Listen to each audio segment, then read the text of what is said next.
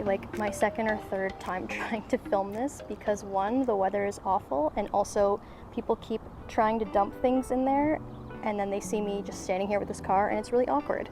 I'm also on my second coffee twice in a day trying to film this because it keeps raining. So I wanted to piggyback off my last video and make a guide on kind of what to look for in these cars when you're on the hunt for one in the used car market, how to kind of judge what you're looking at and make sure that you're making a good decision on the car. Because as much as these cars are cheap, depending how much you care about the car, if you really want to enjoy the car for a long time, you want to make sure you get the best example you possibly can. And this is one of the cases where, I mean, any used car, it's a case, but it is you get what you pay for kind of thing. So first off, when you're looking for one, may take quite a while. One thing I recommend and what worked for me is looking up every single used car website you possibly can. Look through all of them almost daily, as sometimes when one of these pops up, especially if it's in really good condition, obviously there's a good following for these cars and there are people that are looking for them. So I feel like oftentimes, or at least in my experience, every time I found a good one of these that popped up, it would be gone within a week. So I really had to refresh and check those websites. Hold out hope. There is a good amount of people still hanging on to good examples of them, so some will eventually pop up. It's just definitely worth it to go through all the steps to make sure you're getting a well taken care of car. Once you do find one that you like, the first thing I would do, and I know it's not a full picture of everything, but it goes a long way to judge the photos that they post. I see it often with many other cars, but especially with these, it's very obvious when one is neglected. Not only can you see kind of the panels and rust, paint peels and flippers, a lot of that you can see from the exterior, but also the interior. I feel like the way someone presents the car or the way that they keep the car is a really good indicator of how well they're taking care of the maintenance. And like I said, that's not always the case, but with these, especially when having a bad example can cost you a lot of money and headache. And I'm not the best example because I'm a little obsessive, but take it from someone who does care about the car and babies it to an absurd amount. You can tell just looking at the car that obviously it's cared for and there's a solid chance that the maintenance is going to be up to date. So obviously there's going to be some things that are common. They're all going to have a little bit of paint fade here and there. Dusty headlights are normal at this age, no matter what. Most of them are going to be peeling. So that's something you can more expect. But if there's, major paint damage, especially rust, I'll get into that later, but some have obvious rusts on the wheel wells, the side skirts, the doors, sometimes cracked bumpers, sometimes missing bumpers. And if it's something like that, I would also recommend you look into the prices and availability of these parts, if they're even possible to get. Bumpers are very hard to get, front and rear bumpers. A lot of these things you have to get off junked cars. So definitely beforehand, make sure you're sure that you can get these parts and fix these things for the price that you want to before pulling the trigger on a car that's cheap, then you think it's a good deal when it might not be. And while I'm still talking about the interior, another thing you want to check. So sometimes you'll find down here some wiring for speakers or some other aftermarket things that it might not be the best. And Tiburons are sensitive with wiring, so you want to be super careful with some of the aftermarket things that you do, especially when you have other people or the previous owner doing some aftermarket things. If they did it themselves and the wiring around looks extra sketchy, that might be a problem for you later on. If you know about it already and you know how to do wiring, that's fine. If you don't and you don't want that kind of headache, I would skip that. And then back to the rust, visually, just looking at the photos of the car, of course, like I said, you want to make sure all the body panels look good. There's no damage that might be too difficult for you to fix. And then with rust, when you see some rust on the window wells or the rocker panels, anything on the outside, there's a solid chance that there's always more. Definitely be super cautious, and once you're there looking at the car, check all the points and make sure that if you're still interested, it's only in certain parts, and make sure it's not in any of the integral areas of the car.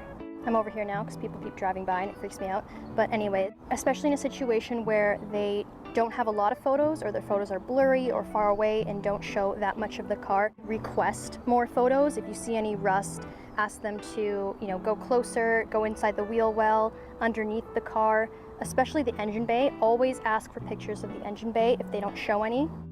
Excuse the dirt. If it's covered in dust and it looks like this thing has never been cleaned before ever and it has 200,000 miles or something, I would be a little bit cautious about that.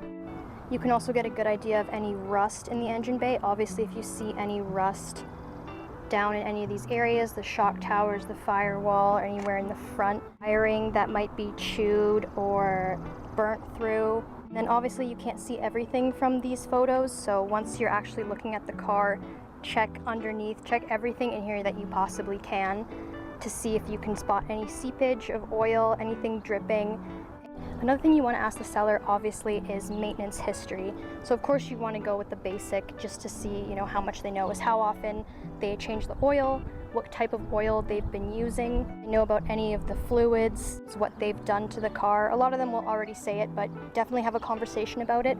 Especially the number one thing I would urge you to ask about is the timing belt and water pump replacement. Usually they're done together. Probably the most important maintenance item to do with this car because it's an interference engine. So the second that timing belt snaps, there's a 99% chance it's going to destroy the whole engine.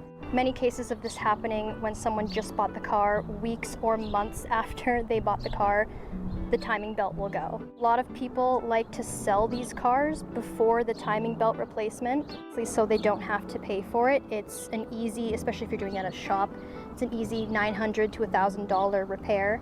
Any car that has a certain maintenance coming up, people will jump ship before that and then leave that to the owner and sometimes not even tell them or pretend like they did it. That's the number one thing to be super cautious about. If they can't provide proof or a receipt at the shop, I would not trust their word on it. Definitely make a case for yourself that that's the first thing you're going to have to do and it's going to be $1,000, and I would ask them to take that off the car because I think with these cars, something that big, 100% they should be keeping receipts. If I can keep receipts for this car, other people should. But when it comes to the age of these cars, a lot of the suspension, a lot of the brakes, all of that is going to start failing. A lot of people would have already replaced them, and sometimes it's really easy to see on the outside if the rotors are warped or scraped up and something clearly needs some replacing. You can stick your camera under the wheel. I do that often to see the state of all the bushings and the rubber. It'll stop you from getting lied to, and it'll help you get the price down. Also, it can be a bit tricky if you're dealing with a dealership, so this is a little bit better with private sales, but I would 100% recommend getting a pre-purchase inspection. The person I bought this off of had no problem, and obviously the shop told me it was a great buy and there's nothing wrong with it, so it worked out for her in the end too. You don't want any surprises, and especially recommended for one of these since they're so old, 100% try to get a pre-purchase inspection. So finally, once you've found one that you trust and you're looking at it in person, I would start again with the rust search. One thing that's common with these cars, and it happened to me, is the unibody rail. There's two of them kind of right either side of the catalytic converter. There's a subframe mount that attaches to it right about here and kind of goes up into the wheel well. That can sometimes rust and it can get really bad and just go straight into the floor, I've seen from some people. Check that spot, look all the way down. You want to check the pinch welds and under the rocker panels, make sure none of that orange flaky rust is there. Things like the doors can be replaced. The worst thing is the quarter panel to have that rust, especially if you have damage. Any damage to the quarter panel, if it's minor, it can be body worked out. If you have big dents, oftentimes you're going to have to replace the whole quarter panel. It's one of the worst things that you have to do. If you're looking at one and it has some pretty bad dents in the quarter panel, check that out with a body shop first if it's fixable. If it's not, just keep in mind that that's not really something you can fix. And in person, one of the most important things to check is the electrical. So these cars aren't exactly notorious, but they are slightly notorious for having electrical problems. They do have, in general, sensitive electrical systems, but some of them just have unfortunate gremlins that are an absolute nightmare. So when you get into one of these, make sure you check every single component of electrical that you possibly can. So make sure that the check engine light comes on when you start turning the key. If it doesn't, they might have tampered with something there, or the check engine light might be burnt out, or there's a problem with the PCM. The motor in the door for the windows, the sunroof motor, it's not the worst thing to replace, but they're very annoying, so make sure that those things work. Make sure all your lights come on and that they don't flicker. If they're flickering, there's a chance the alternator is on its way out, and that's also a really annoying fix. And obviously you want to make sure the AC runs cold, the heating works. Literally everything that you possibly need in this car to work, test it out, make sure it runs well. Back to the more serious electrical, obviously. So the PCM, it's located on there by the OBD2 port. It's where all the fuses kind of plug into. So the one issue with that, when your sunroof clogs, the water will gather here, it'll go up into the headliner, it'll go into the A-pillar. I've had it start collecting in the A-pillar, but it will go down and sometimes it will get into the PCM, and if it does that, it will fry it, and that does happen sometimes, and that would be a huge problem. I think there's someone on the Facebook groups who's able to repair them. Don't quote me on that, but someone out there who can fix them. But otherwise, that's a huge issue.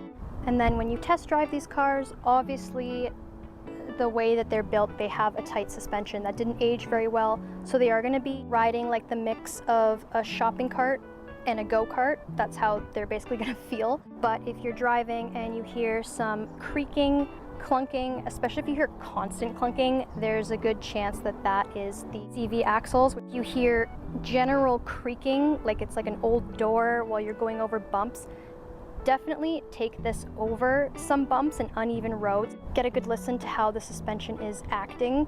If you hear some old door creaks, it's a good chance it's the sway bar links. Obviously screeching means the pads are almost done. If you hear grinding while you're driving, it's often a seized rear caliper. These will seize often. But yeah, definitely starts here. Make sure there's no lights. Also helps to bring a OBD2 reader. This is the one I have. You can pick them up in a lot of places, Amazon.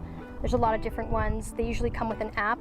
Love the ones with an app. There's a lot that comes with this. Sometimes people can even use these to hide codes. So it helps to use one of these back on them, stick it in the OBD2 port, and make sure that there's no hidden codes. So yeah, really hope that helps someone at least get a good example of these cars. It's really sad when there are a lot of people who are really interested in this car and they're really hard to find, and they finally find one, and then, you know, they get stuck with a giant lemon and they have a horrible experience. So definitely worth it to spend the money, do whatever you can to make sure that you get one that's been well taken care of.